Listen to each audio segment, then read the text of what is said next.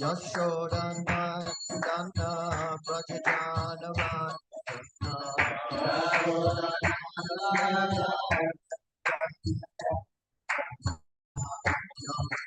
Tira Vanachari Tira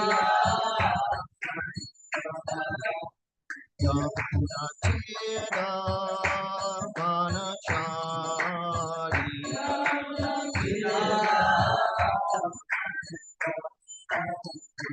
Hare Krishna, Krishna Krishna, Hare Hare, Hare Rama, Rama Rama, Hare Hare.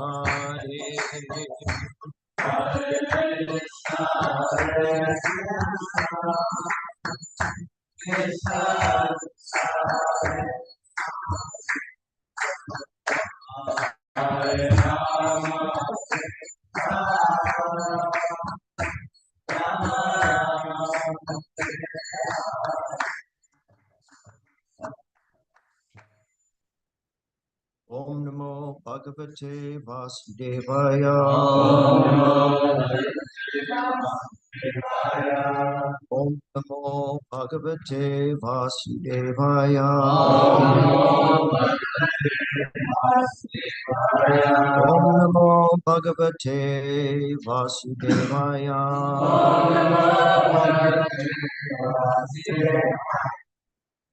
Narayana Namaskritya Chaiva Narottama Devim Saraswatim Vyasam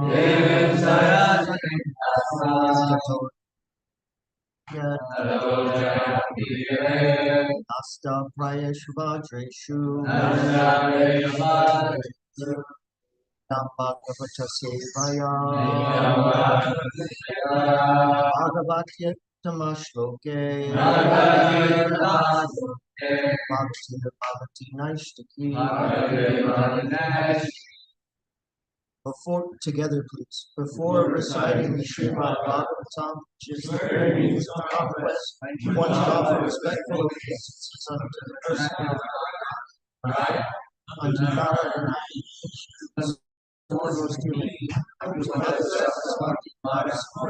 and unto Srimad by regular attendance of classes of Bhagavatam and by regular service to it. All that is troublesome to the heart is almost completely destroyed, and loving service unto the personality of Godhead, who is raised with transcendental songs, is established as a irrevocable fact. Hare Krishna. Want to hear something funny? I forgot to put my teeth in this morning. So now that we've got that out of the way, we can proceed.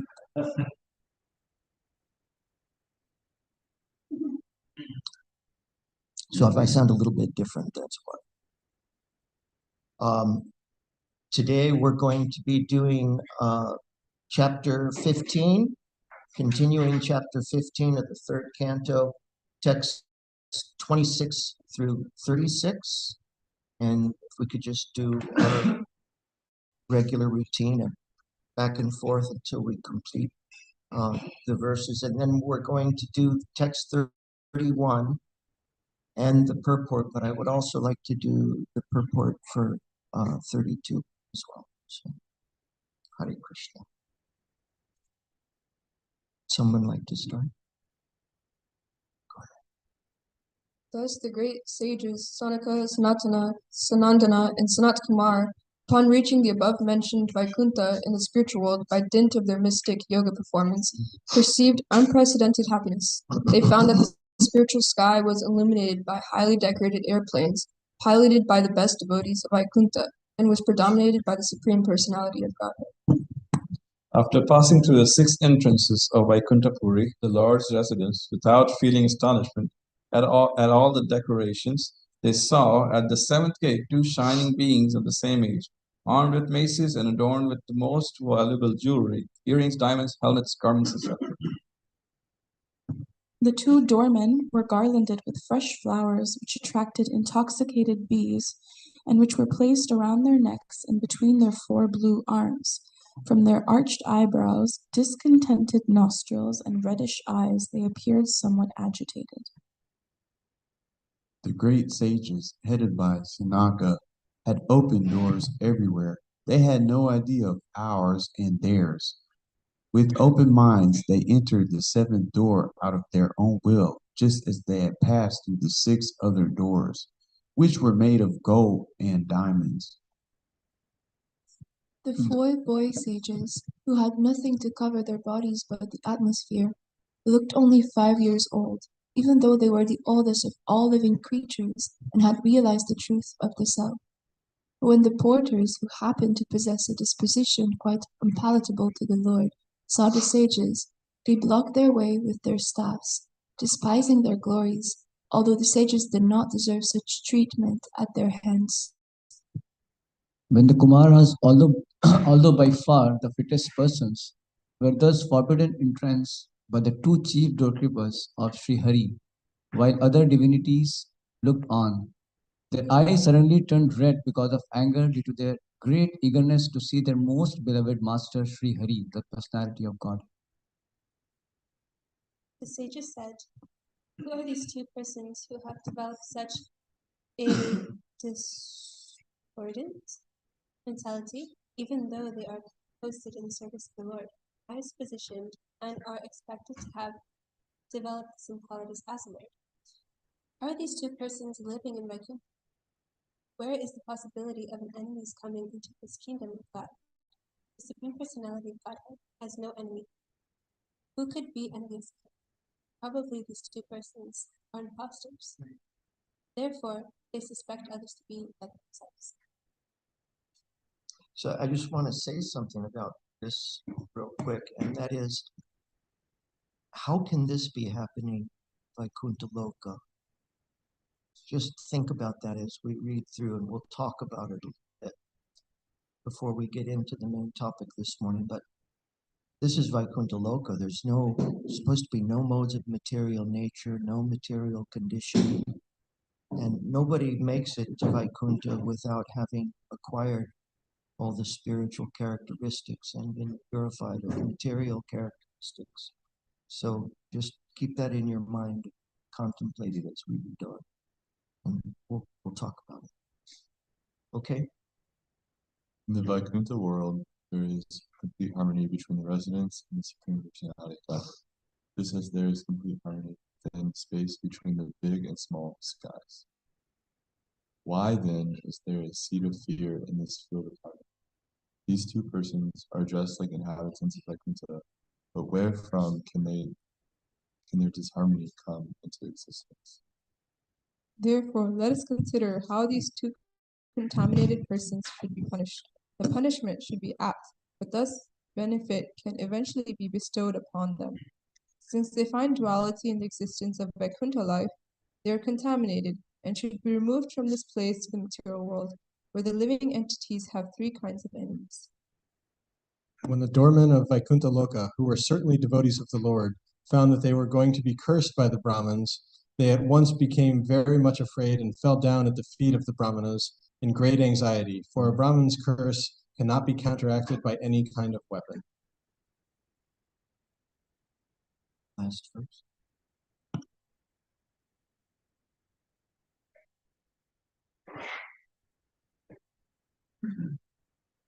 After being cursed by the sages, the Brahmin said, "It is quite apt that you have punished us for neglecting to respect sages like you. But we pray that due to your compassion, at your repentance, the illusion of forgetting the Supreme Personality of Godhead will not come upon us as we go progressively downward."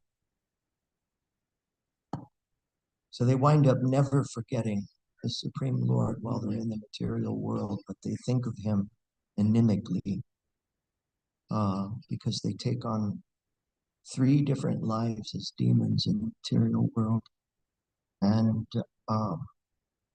Anyway, it's an odd story. It's a very odd story, but we'll untangle it. So let's do text 31.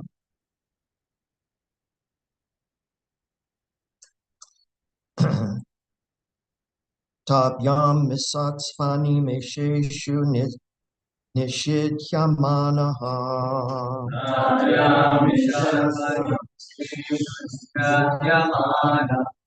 swarhatama yapi hare pratihara papyam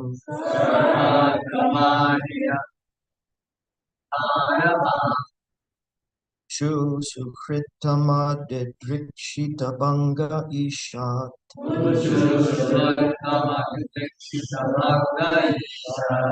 Kamanujena sahasa ta upap takshaha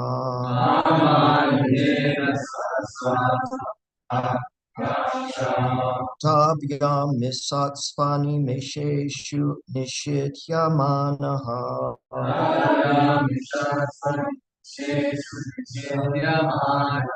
Swarhatamahyaphi hare pratihara papyam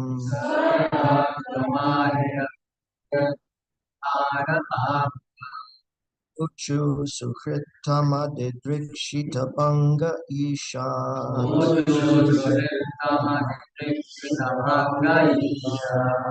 Kamanujena sahasa tapap takshaha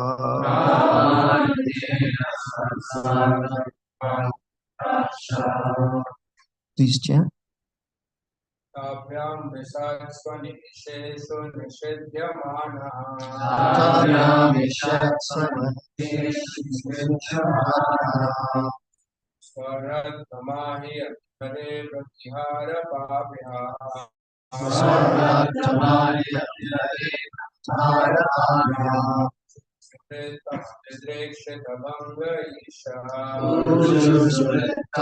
Drekshita Isha Jena Sahasano Bhaktaksha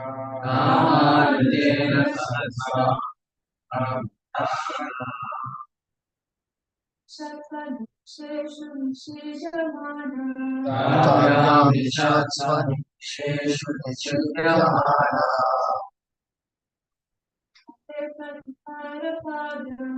Swaratamahi Hare Pratihara papyam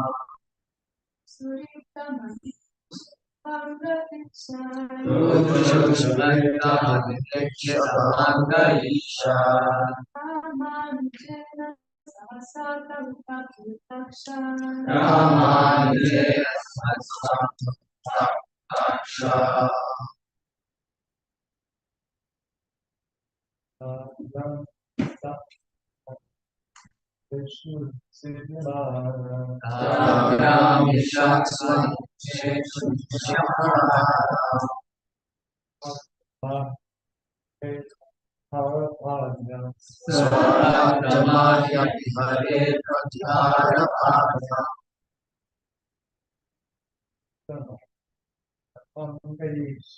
Uchu sukritama didrikshita banga ishat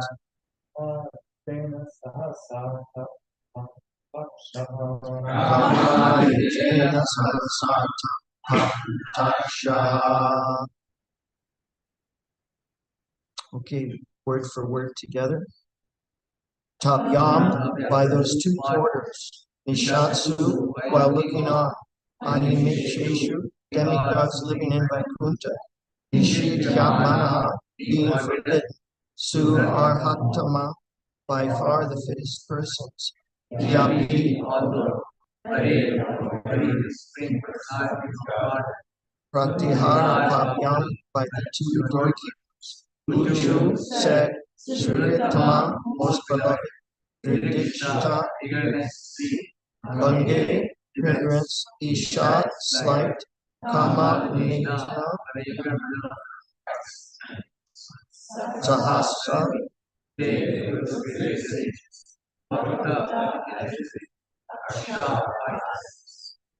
and the verse together. When the Kumaras, although by far the fittest persons, were thus forbidden by to achieve the worthiness of Sri by other divinities of God, their eyes suddenly turned red because of anger due to their great eagerness to see their beloved of Sri the first knowledge of God. Purport by His Divine Grace as Bhaktivedanta Swami Prabhupada. According to the Vedic system, a sannyasi, person in the renounced order of life, is dressed in saffron-colored garments. This saffron dress is practically a passport for the mendicant and sannyasi to go anywhere. The sannyasi, this is in India, of course, and back in the day worldwide, but it's not that way today. West, typically. The sannyasi's duty is to enlighten people in Krishna consciousness. Those in the renounced order of life have no other business but preaching the glories and supremacy of the Supreme Personality of Godhead. Therefore, the Vedic sociological conception is that a sannyasi should not be restricted. He is allowed to go anywhere and everywhere he wants. He is not refused any gift he might demand from a householder. The four Kumaras came to see the Supreme Personality of Godhead, Narayan. The word Suhritama, best of all friends, is important. As Lord Krishna states in the Bhagavad Gita, he is the best friend of all living entities. Suhridam sarvabhutanam. No one can be a greater well-wishing friend to any living entity than the Supreme Personality of Godhead. He is so kindly disposed towards everyone, and in spite of our completely forgetting our relationship with the Supreme Lord, he comes himself. Sometimes personally, as Lord Krishna appeared on this earth, and sometimes as his devotee, as did Lord Chaitanya Mahaprabhu, and sometimes he sends his bona fide devotees to reclaim all the fallen souls. Therefore, he is the greatest well-wishing friend of everyone, and the Kumaras wanted to see him. The doorkeepers should have known that the four sages had no other business, and therefore to restrict them from entering the palace was not apt. In this verse, it is figuratively stated that the younger brother of desire suddenly appeared in person when the sages were forbidden to see their most beloved personality of Godhead. The younger brother of desire is anger. If one's desire is not fulfilled, the younger brother anger follows.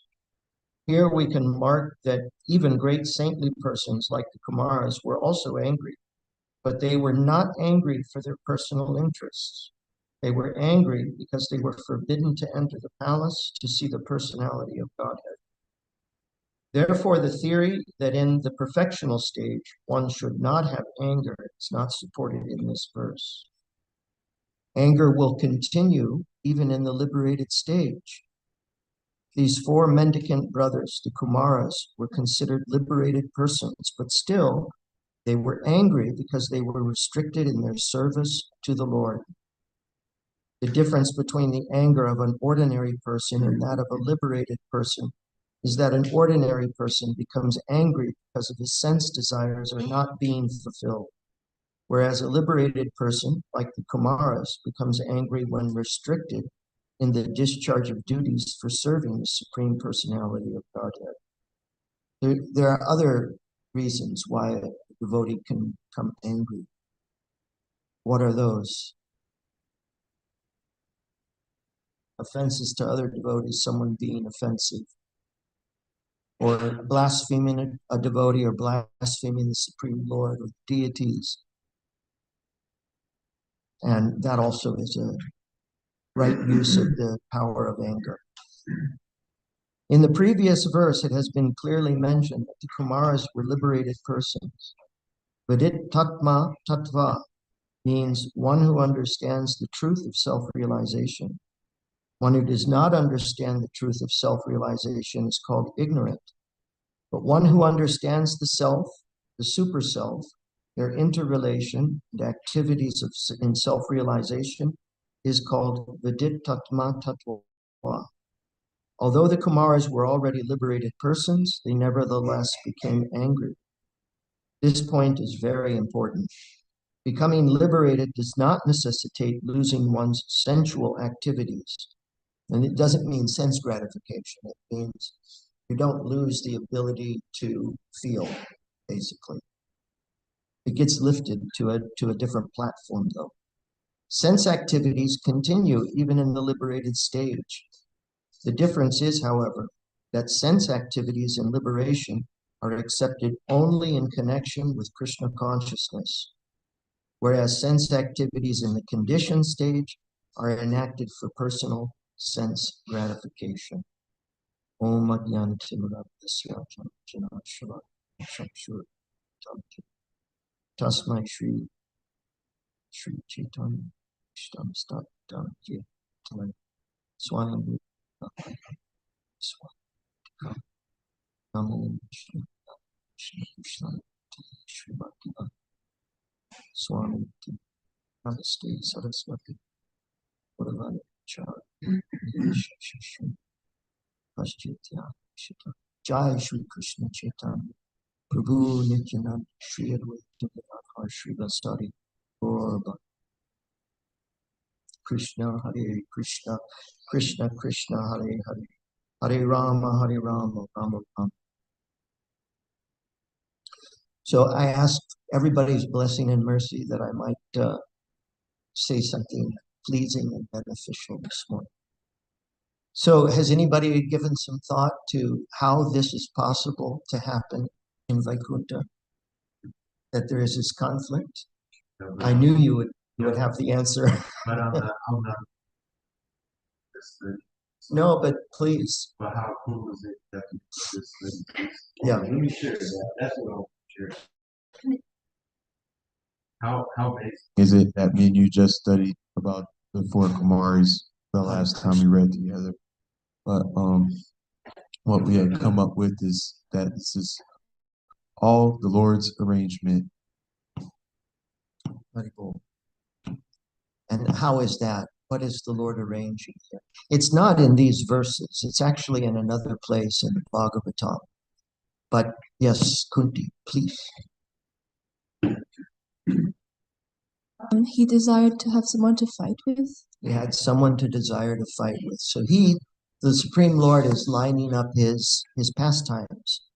He likes to fight.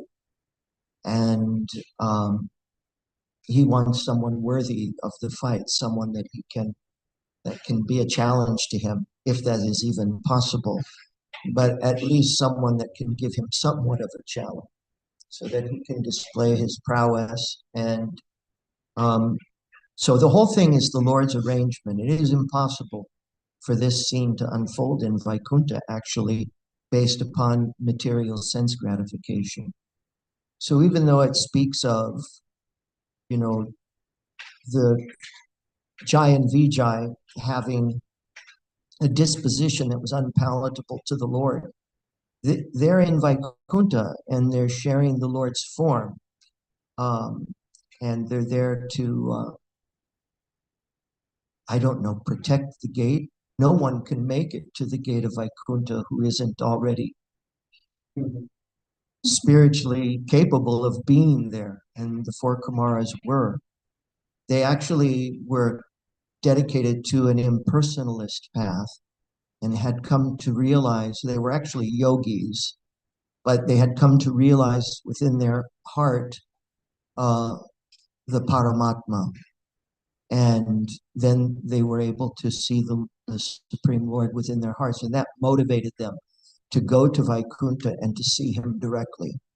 And that's what they did. They made their way, and they really wanted to see the Supreme Lord. We know that from the continuation of the story, that when they wind up just smelling the tulsi and sandalwood on the Lord's lotus feet, they, go into ecstatic love of Godhead. That's their transformation in full love of Godhead and bhakti yoga. But otherwise, there is no reason for this conflict to happen in Vaikuntha except the Lord is arranging it as as Jonathan said, or as Jonathan and Kunti mentioned, that he is arranging it in order to have someone to fight with in the material world. And he does it in 3 subsequent lives. And actually, they participate in very important leelas that are recorded for us. We won't go into that in detail, but they become Hiranyakashipu and Hiranyaksha are the first ones. And the Lord comes and he appears with Hiranyaksha, he appears as Lord Varaha. And then Hiranyakashipu, he appears as Lord Nrsingadev. Also Kamsa and Shishupal, if I'm not mistaken, in Lord Krishna's pastimes. So it is the Lord's arrangement, but it also is for our instruction, that we might learn lessons about what to do and what not to do. So I want, if someone could read for us text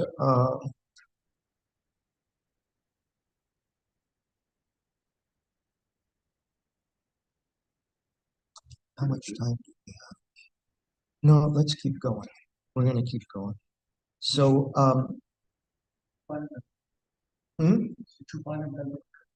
yeah, that's right. Shishupal and Dantavakra. Yeah. Yeah, that's the 3. Haribol, thank you. Okay, so my assigned topic this morning was you should not judge a devotee by his outward appearance. And that's what's happening in this scene here. You have the 2 Vaikuntha guards, Jai and Vijay, who are judging the Kumaras because why? They look like little boys. They're naked. What's that?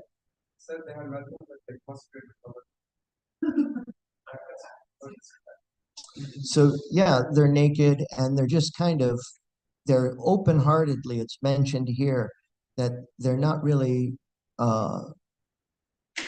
proceeding methodically. They're just sort of spontaneously making their way through gates and checking things out, and they're naked. And this is Vaikuntha, which has decorum. Vaikuntha planets are awe and reverence, and they have decorum. So they're actually not displaying any decorum, which anyway, they judge them for it and refuse to let them in.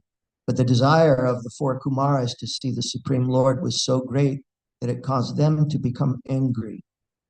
And they say about Jai and Vijay, who are these 2? They obviously don't have the characteristics they need to be in Vaikuntha Loka. They must be imposters. It's impossible to be an imposter in Vaikuntha. But that's how they judge them. They look at them and say, these are 2 imposters. Jai and Vijay look at the 4 Kumaras and say, here's some naked little boys. I can't let them in. This is, there's no decorum here. You should dress and grow up first, kind of. So the point is that we should never judge devotees or be critical of devotees based upon outward appearance. And we know from the Bhagavad Gita that the outward appearance is all we can really see. As the soul within a body, as the Atma, we have full purview of our own field of activities, the mind and body. But we can't see everybody else's field of activities. And the Lord can, but we can't. So we only really are seeing the contours of our own mind. So when we are triggered to judge someone, when we're triggered to be critical in our mind, we're actually seeing something within our own consciousness and projecting and making a judgment. So what's wrong with that? How come that's inappropriate? Anything? Yes, Bruce. Hare Krishna, I would imagine it's inappropriate because you can only see what you can see and you don't know what they're going through or what's going on behind the scenes for them. Yeah. You don't know what's going on in the heart. You don't know what the struggles they have internally or what their internal mood and attitude is. You just can't see those things. And generally, you're only seeing your own stuff, your own junk. And when you criticize or become judgmental towards a devotee, you basically are projecting your own stuff onto them. The more emotional it is, typically. Now, if you're fully and completely liberated and in love of Godhead, then maybe you can become angry and critical of someone, especially if you have the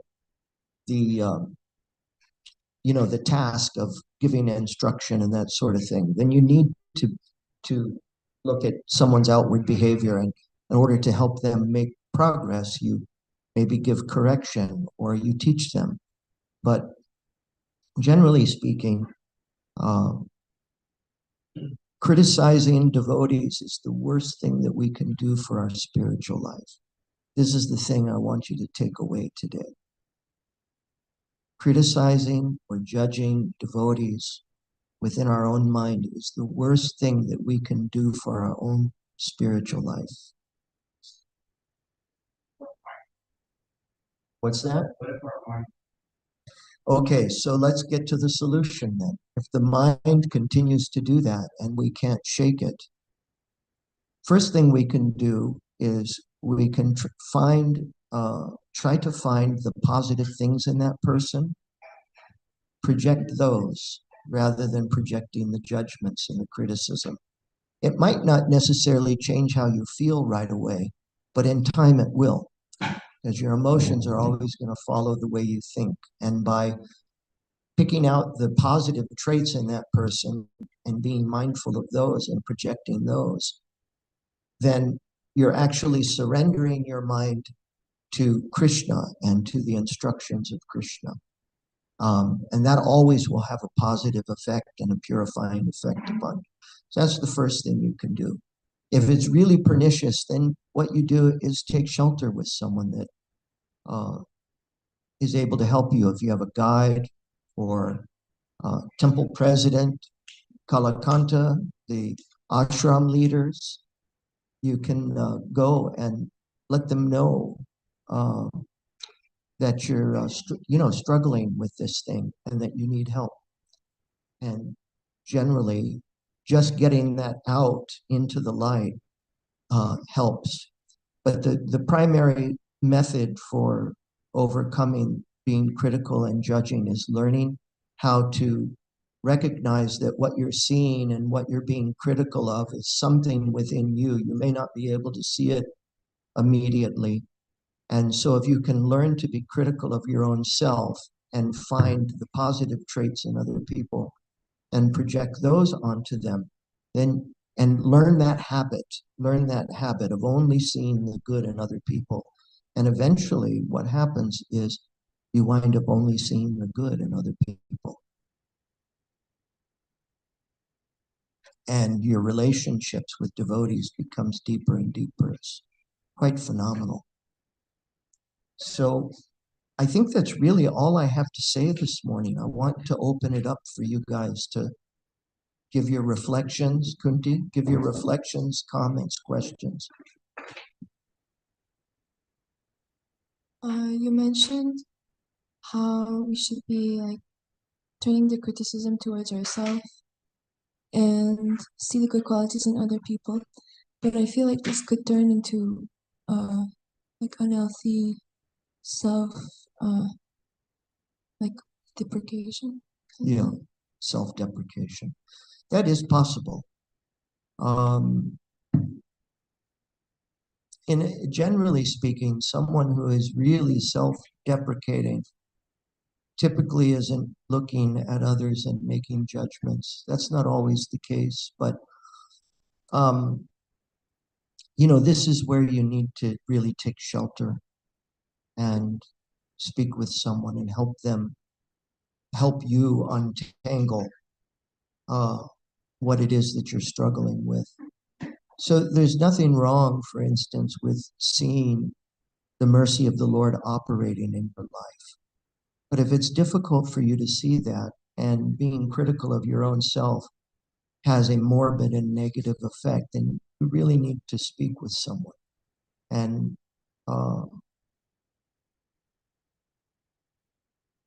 let them point out the positive traits that you have too. So when you're being critical of yourself, the main thing that you can do is say, okay, I'm basically seeing something within myself and I am wanting to judge this person or be critical of this person. And that's usually enough self-criticism.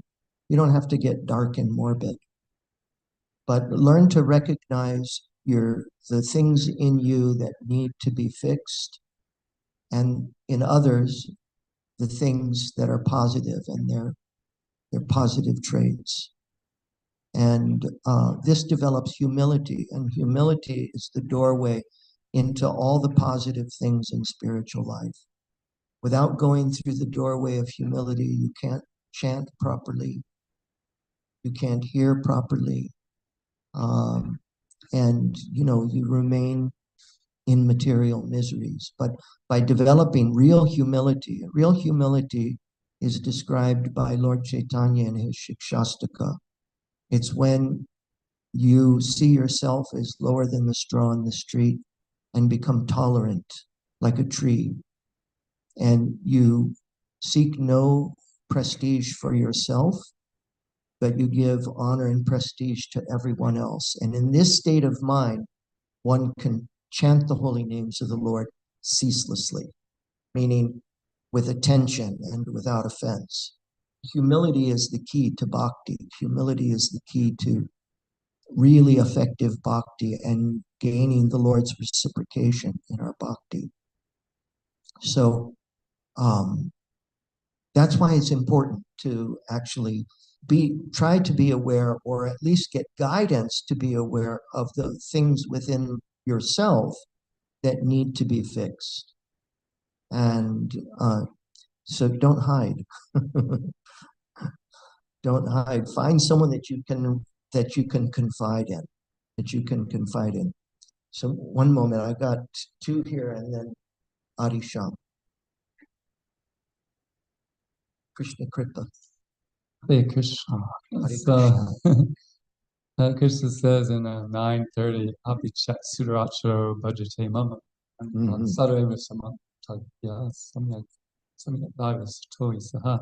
Even if one commits the most abominable action, he is engaged in devotional service, he is to be considered saintly because he is properly situated in his determination. So to be devotees of Krishna, we have to see world as Krishna sees it. We have to be on the same page if we're actually going to serve. So this is Krishna's vision.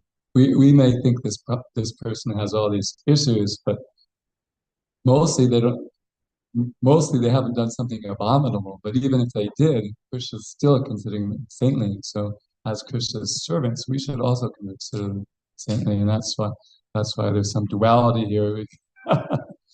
And the most, what I like really is the analogy that Srila Prabhupada would give about the shower.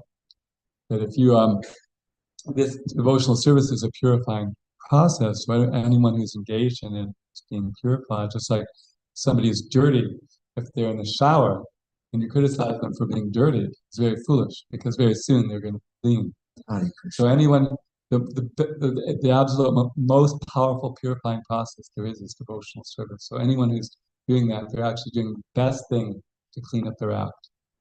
So we should appreciate that actually they may have some issues, but that they're actually doing the best thing to get past them. And very soon, the next verse says, Shipra Bhavati Dharma. Very soon, they'll become righteous. So we should see as Christians. Very nice. That's perfect. So, if Rupa Goswami deals with this too, if someone is chanting Hare Krishna, they should receive honor from us, either at the very least within the mind. If they're initiated and really giving themselves to bhakti yoga full time, we can make obeisances, and that's perfectly appropriate. Those that have gained some levels of perfection, we should learn from them. But all of us are here because we want to purify ourselves and go back to Godhead. So be kind to one another. Recognize that we're all on the road.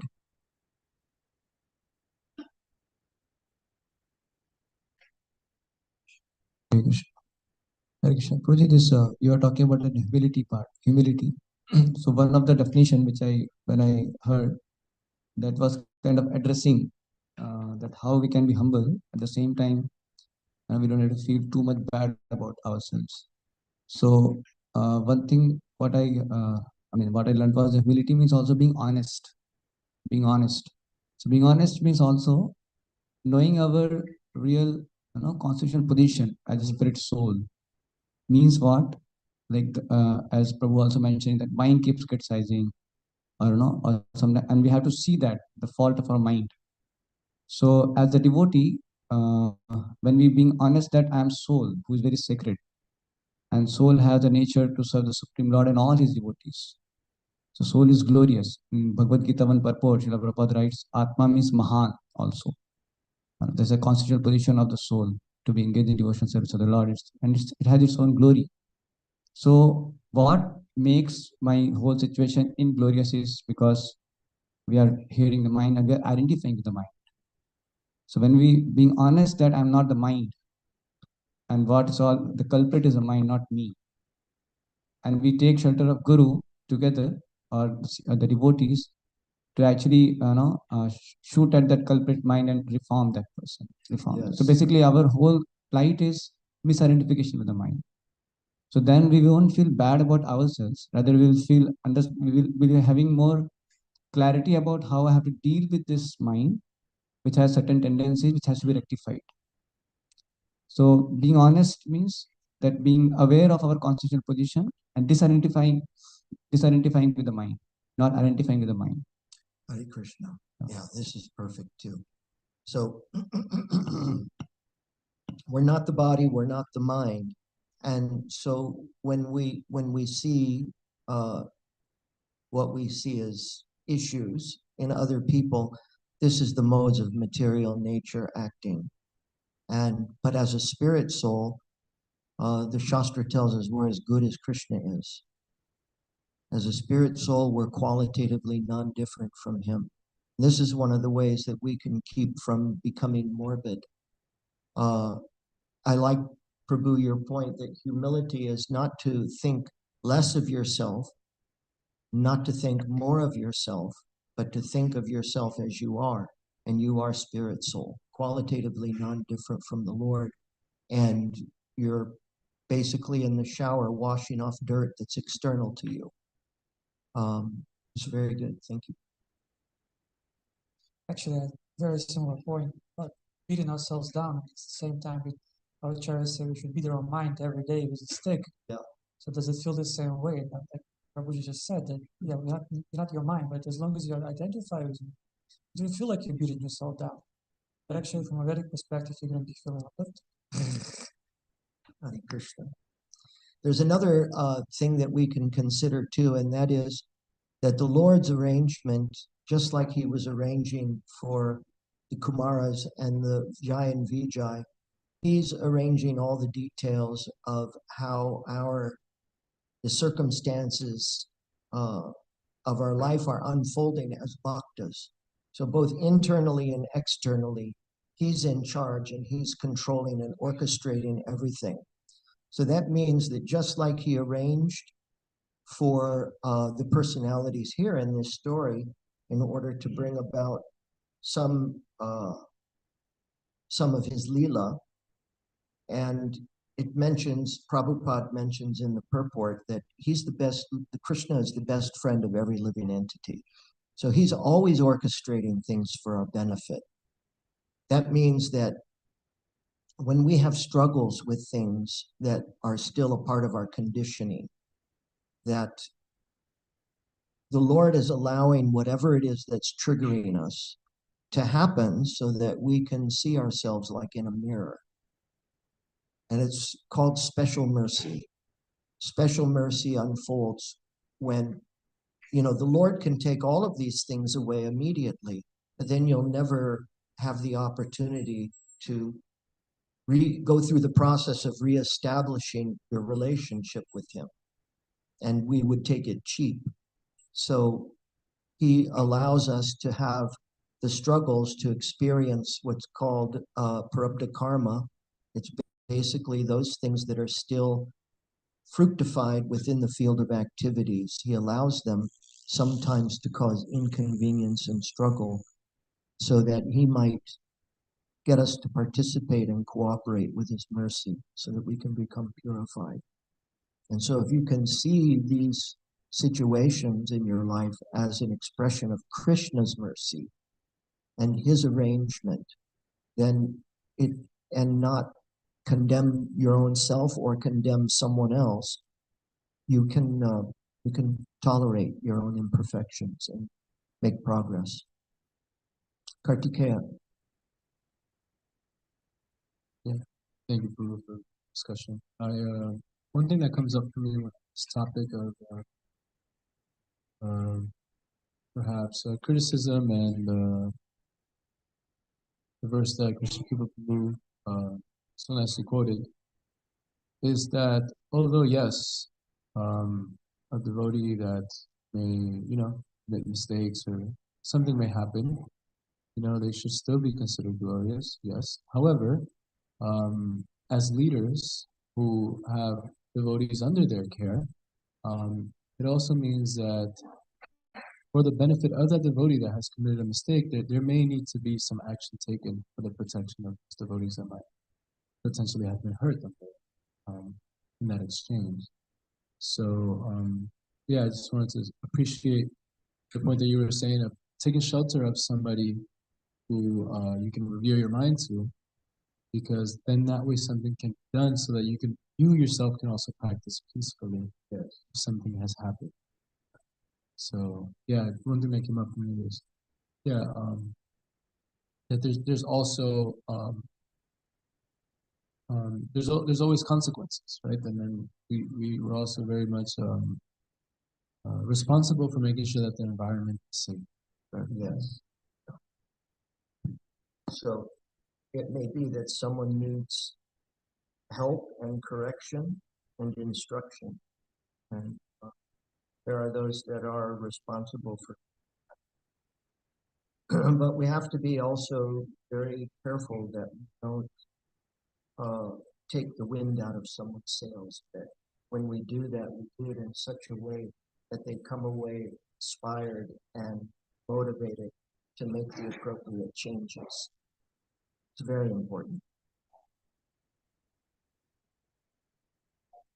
In the Bhagavatam and purport, Prabhupada talks about the different levels of a sadhu. And the lowest rung is where somebody just sees this, they are just able to see faults in others. Right? And then faults in others, yeah. And then after that they are able to see like both, but they kind of still focus on faults, I think. And then they see both, but they focus on good. And then they're advancing, and then they're only able to see the good. And yeah, because oftentimes we just we just get fixated on the one fault or two faults or faults.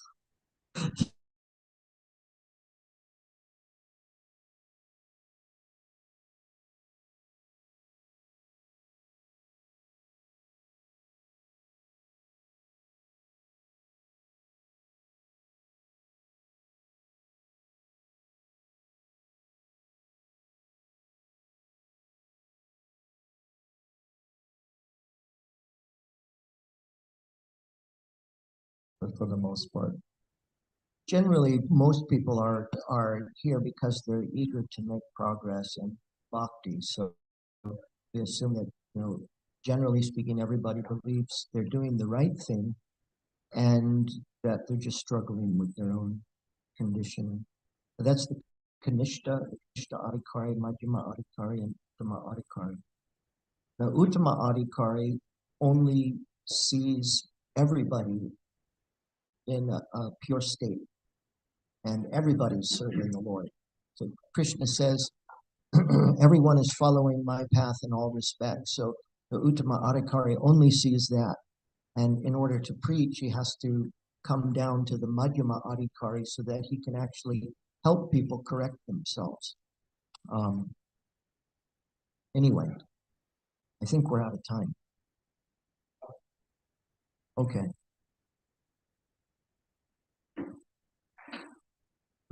Hare Krishna. One solution which helps a lot is, the devotees, ex-devotee about whom our mind is becoming critical, Mhm. You also have spoken, but as explicitly telling that one thing is that if you can just make a list of good qualities in him, write down on the paper. That is one thing. And if we find difficulty when doing that, then we can go to a devotee whom we know that he admires him, Mhm. and he's senior to us, and he knows him well, and he has appreciation. So we can, that is part of our sincerity, to go to him and find out from him, hear the glories, literally hear the glories from that person of that devotee. And when I did that like that, it really helped a lot. Yes. And then you can always keep those things in your mind in front when you interact with that person or when you see that person. You have to consciously endeavor to change the pattern of our mind. Yes. As you said, you have to consciously project that. Then only pattern of thoughts will change. This is a really important point. It is an extremely important point to learn how to refocus the mind. This is the one thing that will help us in all of our endeavor in Bhakti Yoga, to learn how to surrender the mind to the truth. And so the truth is that, like has been mentioned this morning, the person is covered by dirt, but on the inside they're perfect. And when we go to criticize them, we're seeing something within ourselves. And to learn how to surrender the mind by finding the good qualities in that other person is really the way out. We don't realize how much this particular issue holds us back. It is the most common thing that devotees struggle with being critical and judgmental of others. It means you need to stop and learn to focus on the work that you do in yourself. It's very important. But It's all about positivity. Positive engagement, that's right. And learning how to honor the devotees, to find their good qualities and honor them, is actually a profound act of bhakti and repentance. And it will garner the Lord's reciprocation. When you honor the devotees, it gets Krishna's attention. Hare Krishna. Thank you very much. Srimad Bhagavatam ki jai, Srila Prabhupada ki, all the assembled devotees ki, Nitai Gaura Premanand.